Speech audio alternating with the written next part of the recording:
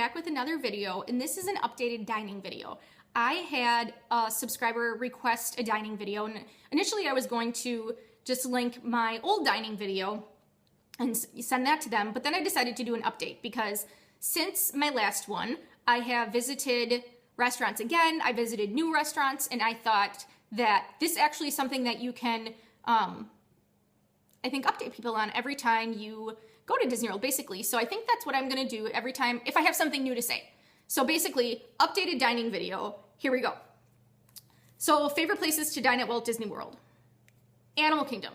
There really are not a lot of options at Animal Kingdom in terms of sit-down restaurants or table service restaurants. There are a couple that I like though. So Tusker House is one that I know I've mentioned before. The one that we have always, the meal I should say that we've always eaten there is lunch, and it's a character buffet, which I mean I've always gone with adults when I've gone to Tusker House, so we're not super into the characters, but they're pretty good about, you know, they're not like weird or anything. They don't make adults stand up and take pictures, you know, they'll just kind of like wave at you, and if they see you want to take a picture, they'll certainly stop and take a picture with you, and it's not at all awkward. Don't feel like you can only go there if you're going with kids. Not at all. This is a little bit pricier because it's a fixed price menu. It's a buffet, all you can eat buffet. So depending on the time of year, the price may vary a little bit. It's normally around $25 an adult-ish, at least the last couple times I've gone. However, I have eaten at this restaurant 4 or 5 times, I would say, and with just my husband and myself, with my sister and her husband as well, and then with my mom and brother, and there's a couple of picky eaters in there, and this is always everybody's favorite meal of the trip. So I was really surprised considering, I mean, it's African food, it's quite different. We live in Wisconsin, so we don't have a lot of exposure to African food here, but very good food. And they have something for everyone. They have like mini corn dogs for kids and French fries and stuff, and there's like deli meat. There's something for everyone there, so don't feel like it's super exotic. I have very mild taste buds. I can't eat anything spicy, and I love it. I've never tasted anything there that has been too spicy for me. So definitely try it if you can swing it. The next one that I liked is Tree BBQ. This one is a quick service restaurant. It is good food. However, the seating is outside. The seating is covered, but like I've mentioned before, the majority of the time when we go to Disney World, it's in August, and it is like hotter than the surface of the sun, no joke. You're like melting, your face is like melting to the sidewalk. It's so hot. So that is really not a feasible option for me when we're there in August, is to sit outside and eat lunch. I mean, that's just ridiculous. Come on, you're gonna sit outside and eat lunch when it's like 200 degrees. But nonetheless, the food is good, and if you can maybe go a little earlier, a little later when it's cooler, or if you're going at a different time of the year, other than, you know, the summer months, like if it came up when I was there in November, for sure would have been perfect weather for eating outside. It was 70 degrees, would have been gorgeous, but we ate at Tusker House instead. Okay, moving on to Hollywood Studios. In my opinion, they really need 1 or 2 more sit-down table service restaurants that are casual. So, like I mentioned before, sci-fi dine-in theater. I'm a fan of this. The food is really casual. You can get burgers, grilled chicken, shakes, salads. They have quite a few options there for everybody. But what I like about it is the atmosphere. It's really fun for those of us who didn't live through the drive-in movie era, and you can eat in your car and watch old black and white B movies, and it's just fun. And like I said, it's like American food. There's pretty much something for everybody.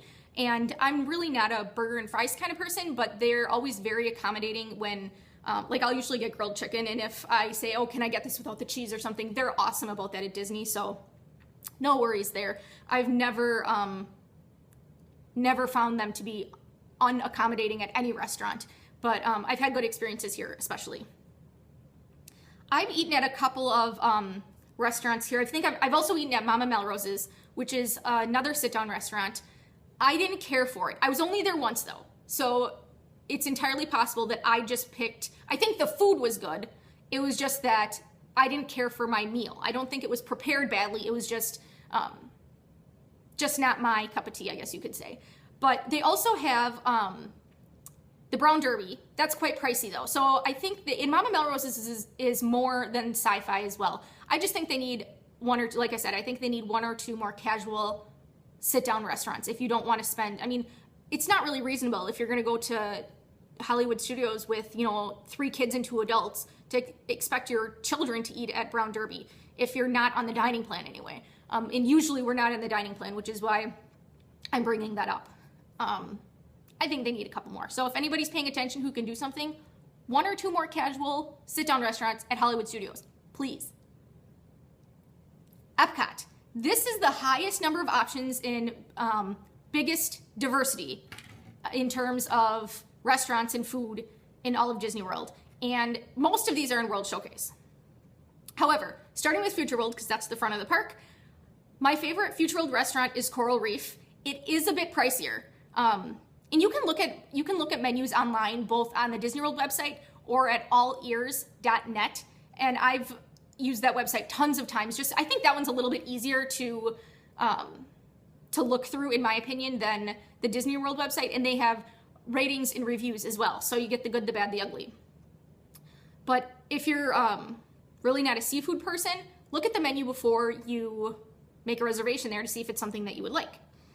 My husband really isn't a big seafood person, but he's really enjoyed the food there as well. It's prepared very well, and they have an entire wall of glass on the back wall, which is the aquarium.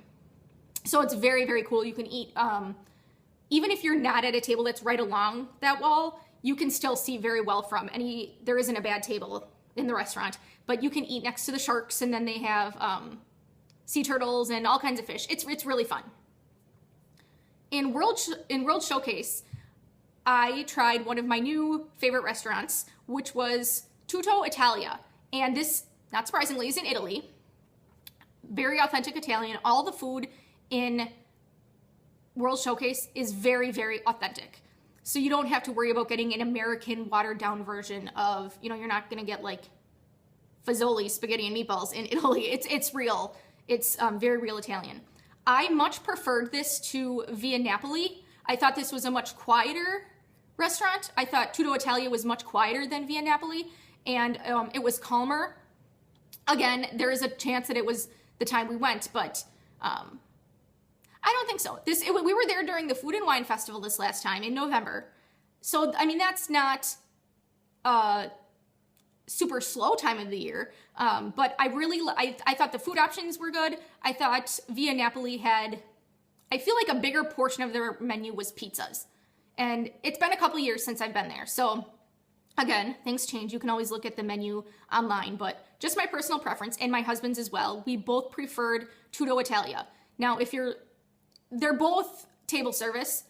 Both Tutto Italia and Via Napoli are both table service restaurants, but I think the Via Napoli is, like I said, it's a little bit louder, and I feel like if I had a couple of really rowdy kids, I'd feel more comfortable at Via Napoli.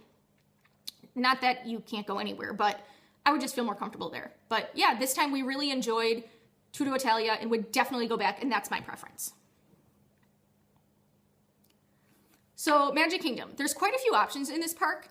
And you can also very easily eat at any of the Magic Kingdom area hotels by walking, monorail, ferry boat, what have you, depending on the hotel. Okay, so the one that everybody's talking about is Be Our Guest. I've eaten there for lunch. They just recently started serving breakfast there. And our next trip in August, I will be eating dinner there for the first time. So like I said, I ate there for lunch, and it's considered a counter service meal because you are standing when you place your order, but then they bring the food to you, and it feels very similar. For lunch, it's counter service, and it feels very similar to table service, I thought. It's a little bit pricier than other counter service restaurants, but not compared to other table service restaurants. So I thought the food was very good, and it was not your typical theme park fare. I believe I had, I think it was like a French dip sandwich or something to that effect. So it wasn't your typical burger and hot dog and fries, that kind of thing. It was very, very good. However, the food isn't the main reason people eat there. It is for the atmosphere, and it is just amazing. The way when you go through the hall of the, I don't know what it's technically called. It's like the suits of armor.